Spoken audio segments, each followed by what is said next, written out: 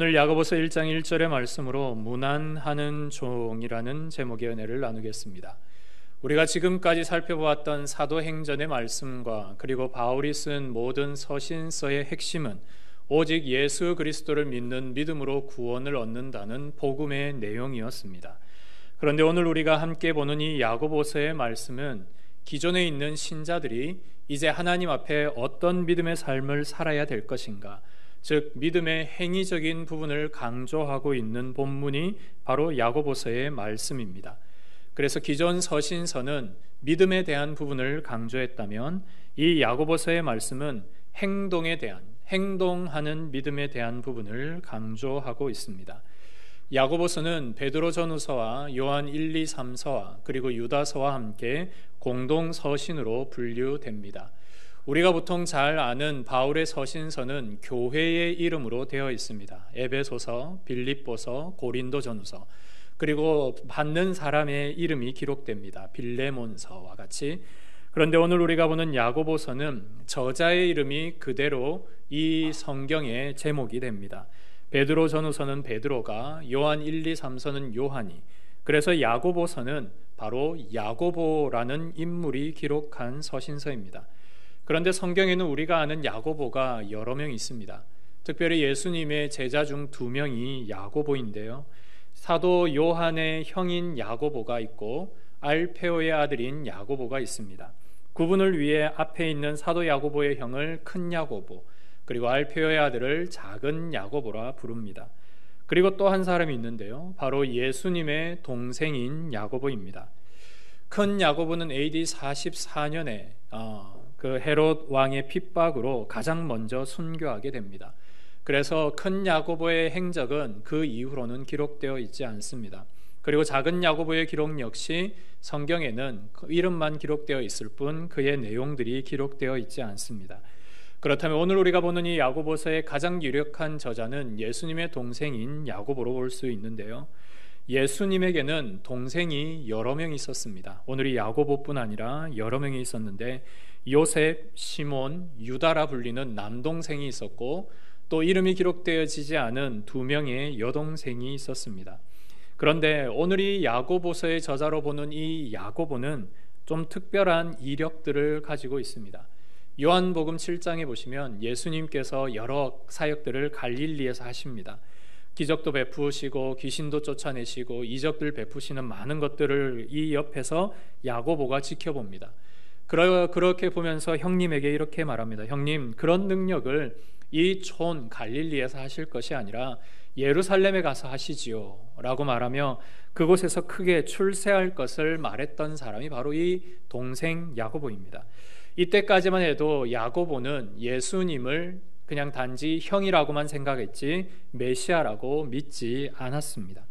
그런데 이런 야고보에게 대단히 놀라운 일이 하나 일어납니다. 그것은 바로 부활하신 예수님을 만난 일입니다. 고린도전서 15장에 보면 부활하신 예수님을 만난 증인들의 이름이 순서대로 쭉 기록되어 있습니다. 먼저는 베드로가 기록되어 있고 또 나머지 제자들의 이름들이 기록되어 있습니다. 그리고 500여 형제에게 일시에 보였고 그 다음으로 등장하는 인물이 바로 예수님의 동생 야고보입니다. 맨 마지막에는 사도 바울의 이름이 기록되어 있습니다. 이 모두는 부활하신 예수님을 만난 증인인데 예수님은 제자들만 만나주신 것이 아니라 친족이었던, 자기의 친동생이었던 야고보도 직접 만나주셨던 것입니다. 이 일 이후로 야고보의 인생은 완전히 바뀌게 됩니다. 그는 어머니 마리아와 함께 오순절 성령 강림 사건 때 그 마가의 다락방에 있었고 기도함으로 성령 세례를 받았던 인물입니다. 이후 베드로와 함께 예루살렘 교회의 아주 중심적인 인물이 됩니다. 사도행전 12장에 보면 앞서 말씀드렸던 큰 야고보, 사도 요한의 형인 야고보가 가장 먼저 순교하게 되고 그와 동시에 베드로는 감옥에 갇히게 됩니다. 이 감옥에 갇혔던 베드로가 천사의 도움으로 감옥에서 나오게 되고 그 모든 과정의 일을 알리기 위해 가장 먼저 찾았던 인물이 있는데 그가 바로 야고보입니다. 사도행전 15장에 보면 우리가 지난 사도행전을 말씀을 나누면서 1차 전도 사역이 끝난 뒤 바울과 바나바가 예루살렘을 찾은 사건이 나타나는데요. 그 이유는 할례파들 때문에, 즉 할례의 복음을 믿어야 된다라는 그 할례파들 때문에 그 문제를 안고 예루살렘 교회를 방문합니다. 이때 교회에서는 공회가 열렸고 그 교회의 가장 높은 수장으로 야고보가 있게 됩니다. 야고보는 바울의 보고를 듣습니다. 이방인들이 하나님의 복음으로 돌아온 사건들을 듣게 됩니다. 죄송합니다. 그리고 베드로가 이방인 고넬료의 가정에서 복음을 전하고 이 이방인에게도 성령 세례 사건이 나타난 것을 그가 쭉 듣습니다. 그 모든 것을 듣고 말씀을 분별하고 구약의 모든 예언의 성취로 말미암아 이제 유대인과 이방인 모두에게 예수 그리스도를 믿는 믿음의 복음이 내려졌음을 그는 한마디로 결정을 내립니다. 오늘 이 야고보의 결정은 이방 교회에 아주 중요한 결정이 되었고 유대 사회 역시 예수 그리스도를 믿는 믿음만이 구원 얻는다는 가장 중요한 근거의 사건이 됩니다. 이런 모든 일들을 지켜보았던 사도 바울은 갈라디아서에 이 야고보를 대단히 칭찬하며 이렇게 소개합니다. 그는 주의 형제 야고보이며 내가 기둥과 같이 여기는 자라 라고 그렇게 표현합니다. 주님의 형제인 야고보를 나는 정말로 의지하는 교회 기둥과 같은 사람으로 야고보를 여기고 있다라며 그를 존경하며 그를 소개하고 있습니다. 이런 수많은 정황들을 볼 때 우리가 보는 이 야고보서의 저자는 예수님의 친동생 야고보임을 우리는 확정할 수 있습니다. 이 야고보서는 다른 서신서들과 비하여서 또 다른 특징들이 있는데요. 그것은 사도 바울은 예수님을 직접 보고 예수님의 사역을 직접 경험하지 않았습니다. 예수님의 말씀을 직접 들은 일도 없었습니다. 단지 예수 믿는 그리스도인들을 핍박했을 뿐입니다. 그런데 여기 나오는 이 야고보는 예수님의 모든 사역을 옆에서 지켜보았고 기적을 경험했으며 특별히 주님의 말씀을 옆에서 가장 많이 들었던 동생입니다. 대표적인 것이 마태복음 5장부터 7장에 기록되어 있는 산상수훈의 말씀입니다. 제자도에 기록된 말씀, 우리가 천국을 사모하며 어떻게 살아가야 될지에 대해서 쭉 많은 복음의 내용으로 말씀하신 그 내용인데요. 차별하지 말고 사랑해야 할 것, 참된 믿음을 가질 것, 두 마음을 갖지 말 것, 말을 조심할 것, 교만하지 말 것, 인내하며 기다릴 것, 그리고 참된 믿음을 가질 것, 이런 교훈들을 그대로 담아 야고보서에 기록하고 있습니다. 야고보는 이런 주제와 함께 유대인들에게 그리고 성경에 익숙한 모든 성도들에게 잘 이해되도록 잠언의 교훈을 그대로 가져옵니다. 그래서 예수님의 수훈의 말씀과 그리고 잠언서에 기록된 교훈의 말씀을 잘 섞어서 은유와 교훈으로 권면하는 말씀의 내용이 바로 이 야고보서입니다. 많은 성경학자들이 이 야고보서를 AD 60년 예수님이 부활하고 승천하신 지 약 30년 뒤에 기록된 것으로 보고 있습니다. 왜 그렇다면 야고보는 예수님의 부활 이후 바로 기록을 할 수도 있었을 것인데 30년이나 지난 시간 이후에 오늘 이 야고보서를 기록을 하고 있을까요? 우리는 그때 상황을 생각해보며 두 가지의 내용을 정리할 수 있습니다. 하나는 그 당시에 있었던 엄청난 기독교 박해가 있었기 때문입니다. 당시의 황제는 네로였는데요. 이 네로는 자신이 저지른 실수를, 로마에 일어난 대화재의 실수를 모든 기독교인들에게 돌리게 되고 당시의 로마인들은 모든 기독교인들을 죽이라고 반란이 일어나게 됩니다. 그런 엄청난 박해 사건으로 사자우리에 던져지기도 하고 십자가에 달리기도 하고 길거리에서 화형을 당하기도 하고 이런 끔찍한 박해가 이 당시에 있었습니다. 이때 순교당한 사도가 바로 바울과 베드로입니다. 그런 상황들을 접하고 들으면서 야고보의 심정에는 우리 이제 이스라엘에도 우리 가까운 교회들에도 우리 다른 성도들에게도 이런 핍박과 고난이 미칠 것인데 마지막 때에 우리는 과연 어떻게 살아야 될 건가? 이런 핍박과 고난과 환난 중에 우리는 어떤 믿음으로 살아야 될 것인가? 이것을 야고보가 기록했다고 볼 수 있습니다. 또 하나의 이유는 디모데 후서와 같이 사도 바울이 자신의 사랑하는 아들 디모데에게 유서와 같이 남기는 말씀처럼 이제 내가 죽거나 이제 모든 교회 일들이 어려워질 때 남아있는 성도들은 과연 믿음으로 어떻게 살아가야 될 것인가? 남아있는 나의 믿음의 후손들, 후대들, 그리고 그런 신앙의 다음 세대들에게 어떻게 하나님의 말씀으로 살아가야 될지를 권면하는 교훈의 말씀이 바로 야고보서라 볼 수 있습니다. 그런 의미에서 볼 때 이 야고보서는 우리에게 두 가지의 질문을 던집니다. 첫째는 오늘 나의 신앙은 어떠한가입니다.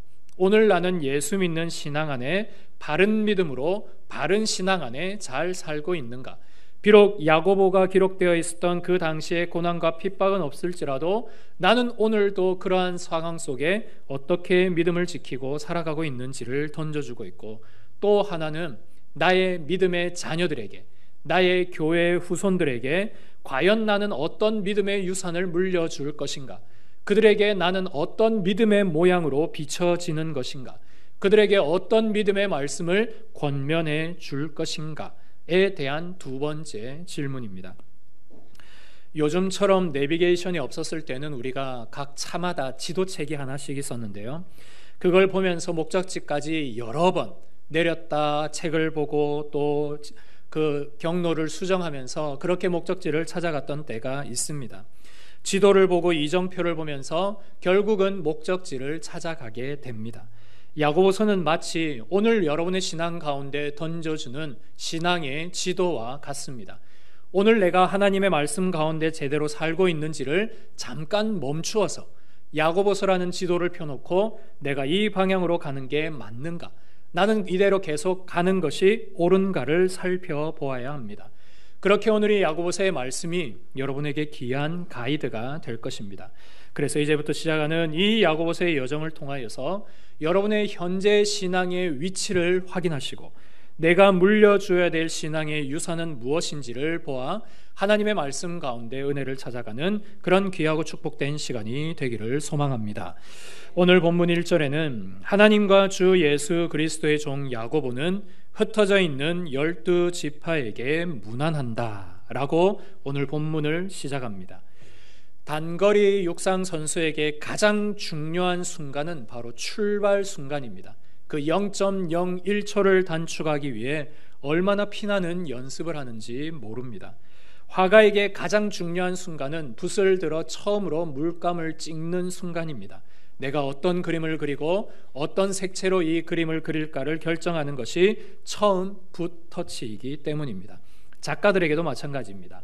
작가들이 글을 쓸 때 가장 중요한 것은 바로 첫 문장입니다. 여러분들이 베스트셀러나 다른 책들을 보면 그 작가가 의도하는 내용이 첫 문장 가운데 잘 드러나 있습니다. 오늘 이 사도 야고보는 우리에게 말하기를 이 첫 문장에 내가 누구인지를 명확하게 밝히고 있습니다. 야고보는 자신을 향해 나는 예수님의 친동생 야고보다 라고 말하지 않습니다. 나는 예수님의 모든 사역과 모든 기적을 경험했던 사도 야고보다 라고 말하지 않습니다. 그는 오직 하나님 나라와 예수 그리스도에 대한 관심으로 자신을 이렇게 표현합니다. 나는 주님의 종입니다 라고 그렇게 소개하고 있습니다. 성경에서 종이란 둘로스인데요, 이 말은 우리가 생각하는 그런 고상한 종의 모양이 아닙니다. 한마디로 노예를 뜻합니다. 우리가 서부개척 시대의 영화들을 보면 그 백인들이 흑인 노예들을 농장에서 부리는 이런 일들을 우리가 흔히 볼 수 있습니다. 그런 흑인 노예들에게 여러분 인권은 없습니다. 그들은 먹고 단순히 일하는 기계에 불과합니다. 그들이 할 수 있는 유일한 일은 주인에게 복종하는 일입니다. 만약 그렇지 않다가는 그 주인의 손에 자신의 목숨이 날아갈 수 있기 때문입니다. 이렇듯 종이란 우리가 생각하는 그런 고상한 생각, 고상하게 일하는 그런 모양이 아니라 마치 노예와 같이 주인의 모든 말에 자기의 생사가 달려있는 그런 사람을 종이다 라고 말합니다. 그런데 야고보는 이 예수님을 향해 그분은 나의 형님이요, 그분은 나의 가장 친했던 분이요, 이렇게 설명하는 것이 아니라 나는 이제 예수 안에 새롭게 태어나 그분을 섬기는 그분의 종이다, 그분의 노예다 라고 말하고 있습니다. 여러분, 보통 일상적인 일반적인 노예는 자유를 원합니다. 그래서 자유를 원해서 탈출하기도 하고 또 어떤 노예 기간이 만료되면 자유를 얻습니다. 그 일을 위해 평생을 일하고 수고를 합니다. 그런데 이건 일반적인 노예의 경우인데요. 그런데 이상하게 예수님의 노예는 오히려 주인이신 예수님께 속박당하기를 원합니다. 예수님께 매여 있기를 원합니다. 이게 세상의 노예와 예수님의 노예의 아주 다른 차이입니다. 바울이나 베드로, 야고보는 오늘 이렇게 구별된 노예의 모습으로 예수님께 매여 있기를 원했고 예수님께 속박당하기를 원했습니다. 그들이 왜 그리스도께 복종하기를 원했을까요? 베드로의 경우를 생각해 보겠습니다. 베드로는 예수님의 가장 큰 제자였지만 그리고 신앙 고백이나 그들의 모든 행동에 주님의 많은 기적을 경험했지만 그는 십자가 아래에서 가장 크게 실패했던 인물입니다. 그런데 실패하고 낭망하고 좌절한 베드로를 예수님이 직접 부활하셔서 만나 주셨습니다. 예수님을 알지 못했던 바울 역시 그는 짐승과 같이 교회를 핍박하고 성도들을 죽였습니다. 그리고 그가 생각하는 유일한 일은 내가 교회를 핍박하는 것은 하나님께 가장 칭찬받는 충성된 일이다 라고 그는 그렇게 착각하고 있었습니다. 그러다 이 바울은 다메섹에서 부활하신 예수님을 만나게 됩니다. 그러면서 그의 인생이 바뀌게 되었습니다. 30년 동안 예수님의 동생으로 살고 있었던 야고보는 아버지와 어머니의 말을 믿지 않았습니다. 그분들이 이 예수님이 메시아라고 해도 이 동생 야고보는 믿지 않았습니다. 옆에서 기적을 보고 수많은 말씀들을 들었지만 믿지 않았던 것이죠. 그런데 이 야고보가 부활하신 예수님을 만남으로 그의 인생이 변화되었던 것입니다. 이 세 명의 모든 이들의 공통점은 예수님을 만났다는 것에 있습니다. 그리고 이분들이 이 예수님을 만나면서 주님의 크신 은혜와 주님의 크신 사랑을 경험한 데 있습니다. 베드로는 제자의 이 배반을 사랑으로 안아주시는 그 예수님을 경험했었고, 바울은 괴물과도 같은 자신을 하나님의 종으로, 하나님의 사도로 불러주시는 주님의 은혜를 경험했습니다. 야고보는 하나님께서 자신과 가정을 위해 우리를 택해 주셨다는 그 복음의 일꾼으로 나를 불러주셨다는 영광을 깨닫게 되었습니다.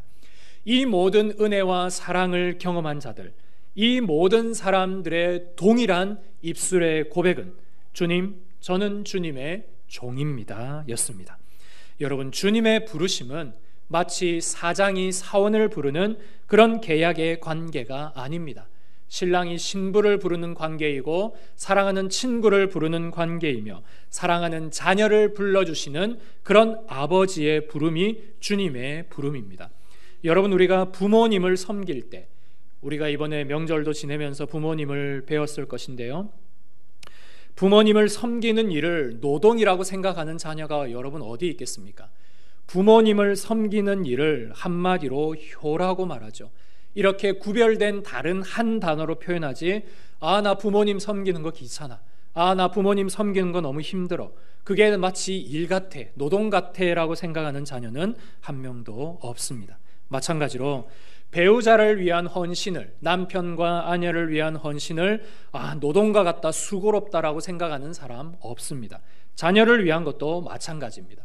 여러분, 이 모든 근간의 베이스에 무엇이 있습니까? 사랑이 있습니다. 사랑이 있기에 부모님을 특별히 효도하며 섬기고, 사랑이 있기에 배우자와 자녀들을 사랑함으로 안아주고 섬겨냅니다. 여러분, 이것이 주님과 우리와의 관계입니다. 하나님과 우리가 이런 사랑의 관계가 있을 때 그 사랑을 경험한 베드로, 그 사랑을 경험한 야고보, 그들의 입술의 동일한 표현은 주님, 저는 종입니다 였습니다. 이것은 주종의 관계가 아니라 사랑의 관계를 의미합니다. 내가 주님을 위해 죽기까지 내 생명을 드리기를 기꺼이 드리겠습니다 라는 고백이 바로 이 나는 주님의 종입니다 라는 표현입니다. 그리고 이 성경에는 이 종에 대한 또 다른 표현을 신뢰의 대상으로 표현하고 있습니다. 아브라함에겐 엘리에셀이라 부르는 종이 있었는데요, 이 엘리에셀은 아브라함의 모든 평생을 함께 했었던 정말 신실한 종입니다. 아들이 없었던 아브라함이 결국 자기의 모든 유산을 물려주려 했던 종이 바로 이 아브라함입니다. 우리가 보통 친족이나 다른 사람을 세워낼 수 있는데 아브라함은 그만큼 이 종 엘리에셀을 신뢰하고 믿었던 것입니다. 그만큼 서로에게 신뢰를 주고받을 수 있었던 관계가 바로 아브라함과 엘리에셀의 관계였음을 우리는 알 수 있습니다. 이와 유사한 관계를 예수님이 비유로 말씀하신 것이 바로 달란트의 비유입니다. 달란트의 비유에 나오는 주인과 종의 모습들, 다 3명의 종이 있었죠. 5달란트를 받은 종, 2달란트, 1달란트를 받은 종. 왜 주인이 이 3명의 종을 택했습니까? 내가 멀리 수년 동안 떠나 있어도 이들만큼에게는 내 재산과 내 모든 기업을 맡길 수 있다라고 신뢰했기 때문입니다. 그래서 그들에게 달란트를 맡겼고, 그렇게 남긴 종들에게 이 주인이 돌아와 칭찬하죠. 착하고 충성된 종들아 라고 그렇게 표현합니다. 여러분, 여기에 들어있는 모든 종들에 대한 표현, 이것은 주인이 절대적으로 신뢰할 때 그를 향하여 내 종이라 이야기합니다. 그러므로 오늘 야고보가 나는 예수 그리스도의 종입니다 라고 말할 때는 먼저는 나는 예수님을 정말 사랑하며 주님을 위해 나는 죽기까지 충성할 수 있는 주의 종입니다 라는 표현이 들어있고, 예수님에게는 내가 정말 사랑하고 아끼며 신뢰하는 그런 내 종이라 부를 때에 나는 주님의 종입니다 라는 말 안에 들어있는 의미입니다. 그러므로 사랑하는 성도 여러분, 여러분의 모든 인생의 일들에, 그리고 오늘부터 여러분의 모든 입술의 고백 속에 나는 주님의 종입니다 라는 표현이 있기를 소망합니다. 야고보와 같이 주님을 사랑하고 주님이 정말로 인정해 줄 수 있는 신뢰의 종, 그런 종들이 되셔서 하나님 앞에 귀하게 쓰임받는 인생들이 되시기를 소망합니다. 이렇게 주님의 종이었던 야고보는 오늘 흩어져 있는 12지파에게 문안하기 위해 오늘 이 편지를 쓰고 있습니다. 우리가 12지파 하면 구약의 12지파를 떠올립니다. 광야 이스라엘 가운데 있었던 그 모든 12지파, 이스라엘의 근간이 되는 아주 중요한 12지파를 생각합니다. 그런데 여기에 있는 12지파는 단순히 유대인, 이스라엘만의 지파가 아니라 교회를 통하여 새롭게 만들어진 하나님의 백성 공동체인 새 이스라엘을 모두 포함하고 있습니다.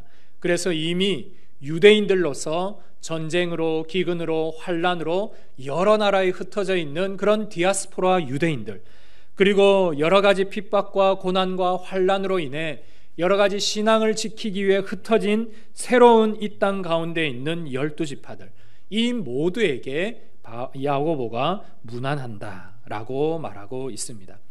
여기에 있는 흩어져 있는 성도들은 자신이 좋아서 흩어진 사람들이 아닙니다. 여행 가기 위해, 좋은 나라에 이민 가기 위해 떠난 것이 아니라 정말로 눈물 흘리며 그렇게 고국을 떠나야 되고 자기의 모든 것을 다 버리고 떠날 수밖에 없었던 유배요 추방이 흩어져 있는 12지파 안에 들어있는 의미입니다. 타양살이라는 그런 고전 가요의 가사에는 이런 내용이 있습니다.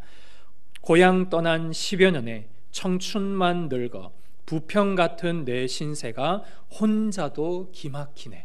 마치 흩어져 있는 12지파는 타양살이의 이 고백을 이야기하며 그 타양에서 믿음을 지켜내는 외로운 신앙의 일들을 하루하루 살고 있었습니다. 그들이 이토록 어려움에도 불구하고 그 먼 타국 땅까지 나가야만 했던 유일한 이유는 바로 예수 그리스도를 믿는 신앙 때문입니다. 이 신앙의 일들로 흩어진 12지파의 일은 오늘 저와 여러분의 일과 다르지 않습니다. 오늘 우리 역시 예수님을 믿는 이유 하나만으로 세상 가운데 손해를 당하기도 하고 어려움을 당하기도 하고 때로는 이 신앙을 지키는 일에 핍박을 당하기도 합니다. 이 시대에 흩어진 12지파가 바로 저와 여러분들입니다. 그런데 하나님은 이렇게 흩어져 있는 모든 이스라엘 백성들을 다시 한 나라로 모아서 그 상처를 싸매어 주시고 하나님의 나라를 이루어 가시는 것이 바로 구약 이스라엘 역사의 모든 핵심이요 내용입니다.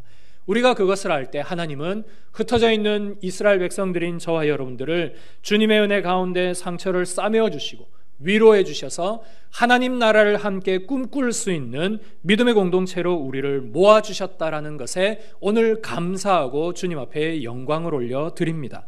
비록 우리의 인생이 이 땅 가운데 흩어져 있는 유대인들과 같이, 이 땅 가운데 흩어져 있는 디아스포라 그런 그리스도인들과 같이 그런 타향살이를 살고 있지만 우리의 본향은 천국이고 저 하늘 나라를 향해 오늘도 전진해 나가는 주님의 군대이요 주님의 꿈을 꾸는 그런 비저너리와 같은 인생임을 우리는 기억하며 나아가게 됩니다. 그러므로 성도 여러분, 오늘도 비록 우리의 인생은 흩어져 있을지라도 주님이 지키시고 보호하시고 모아주시고 주님의 나라를 꿈꿀 수 있음에 감사할 수 있는 은혜가 있기를 소망합니다. 그래서 먼 훗날 주님이 이 땅 가운데 다시 오실 때 그 나라를 소망하는 천국 시민으로 하나님 앞에 부름받는 그런 인생들이 되시기를 소망합니다. 말씀을 마무리합니다. 오늘부터 우리는 이 야고보서의 말씀을 통해 과연 행동하는 믿음이 무엇인가, 그리고 이 행동하는 믿음 속에 역사하시는 하나님은 어떤 분이신가를 이제 말씀 가운데 찾아가 볼 것입니다. 그러면서 저에게 한 가지 들었던 생각은, 과연 우리는 이 땅 가운데 야고보가 말하는 것처럼 흩어져 있는 12지파와 같이 세상 가운데 복음의 영향력을 드러내는 성도로 살고 있는가에 대한 질문이 끊임없이 저에게 들려주었습니다. 그러는 가운데 저에게 한 인물이 떠올랐는데요, 제가 요즘 가장 좋아하는 연예인 중에 한 분입니다.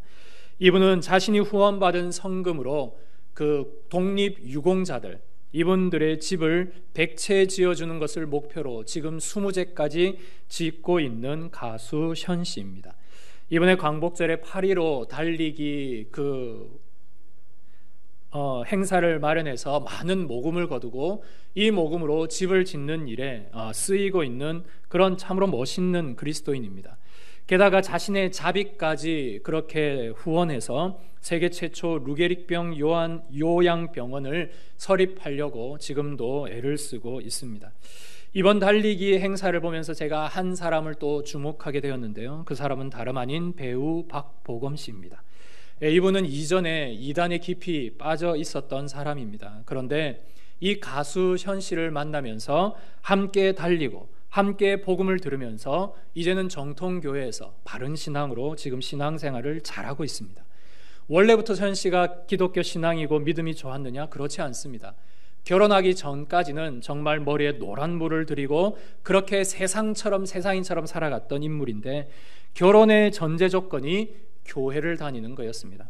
배우 정혜영 씨를 만나서 교회를 다니는 거였는데, 아내의 영향력이 얼마나 컸던지 이 남편이 예수님을 믿는 정도가 아니라 독실한 기독교인이 되고 주님의 복음을 오늘도 전하고 있는 그런 신실한 그리스도인으로 변하게 되었습니다. 요즘 우리가 세상에서 연예인들이나 아니면은 영상들을 찍어서 많은 사람에게 보여주는 그런 사람들을 인플루언서라고 합니다. 영향력을 주는 사람이라는 뜻인데요, 이런 많은 사람들도 물론 영향을 주지만 저는 이런 현 씨와 같은 기독교인으로서 영향력을 주는 사람이 진정한 인플루언서라고 생각합니다. 여러분, 오늘 우리가 살아가는 일들에 우리 주변에도 수많은 오이코스들이 있습니다. 그런 오이코스들에 나는 정말 흩어져 있는 12지파로 그 자리와 그 위치에 있는데 그들에게 복음의 영향력을 줄 수 있는 인플루언서로 살고 있는가? 우리가 이것을 이 야고보서를 함께 보며 함께 이 고민을 해 나갔으면 좋겠습니다. 저는 야고보서를 입문하면서 이런 소망이 있습니다. 우리 모든 교회 성도들이 정말로 남편에게 영향력을 줄 수 있는 아내가 되는 것, 직장에서 사회생활을 하면서 여러 사람들에게 정말로 영향력을 주는 남편들이 되는 것, 학교와 친구들에게 선한 영향력을 줄 수 있는 그런 청년들과 청소년들이 되는 것, 이런 기도의 제목을 안고 오늘 이 본문을 시작하게 되었습니다. 영향력 있는 그리스도인이 되기 위해 무엇을 해야 할까요? 그것은 바로 야고보가 오늘 그의 인생의 첫 마디를 날렸던 것처럼, 주님, 나는 주님 앞에 신실한 종이 되겠습니다. 주님을 섬기는 주의 종이 되겠습니다. 주님의 나라를 섬기는 주의 종이 되겠습니다. 라는 바로 이 고백입니다. 우리가 주님 앞에 종으로 살 때, 우리의 모든 생활과 습관이 정리되어지고 비록 흩어진 나그네와 같은 인생을 살지라도 주님은 오늘 우리의 모든 인생 속에 역사하여 주셔서 우리를 통하여 하나님 나라 확장을 위해 우리를 귀하게 사용할 줄 믿습니다. 오늘 이 야고보서를 시작하며 여러분들이 이 시대의 야고보가 되십시오. 여러분들이 이 시대의 하나님의 종이 되십시오. 그리고 이 시대에 흩어진 나그네로서 주님의 복음을, 주님의 영향력을 나타낼 수 있는 그런 인플루언서들이 되기를 소망합니다. 그래서 하나님 나라의 든든한 기둥으로 인정받는, 정말 야고보 하면 진짜 멋있는 사람이라고 말할 정도로 그 집사님, 그 장로님, 그 권사님 생각하면 정말 멋있어 라고 말할 수 있는 그런 멋있는 신앙의 인물들이 되시기를 소망합니다. 그래서 오늘 우리에게 이러한 실천하는 믿음으로 말미암아 하나님 앞에 더 크게 쓰임받는 주님의 모든 종들이 되시기를 주의 이름으로 축복합니다. 함께 기도하겠습니다. 하나님 아버지, 오늘도 우리에게 은혜를 내려주시고 주님의 놀라우신 말씀으로 우리가 행동하는 믿음의 사람이 되게 하여 주시고, 또한 하나님의 말씀을 전할 수 있는 영향력 있는 그리스도인이 되게 하여 주시며 오직 주님만을 섬기는 주의 종으로 살게 하여 주옵소서. 함께 기도하겠습니다.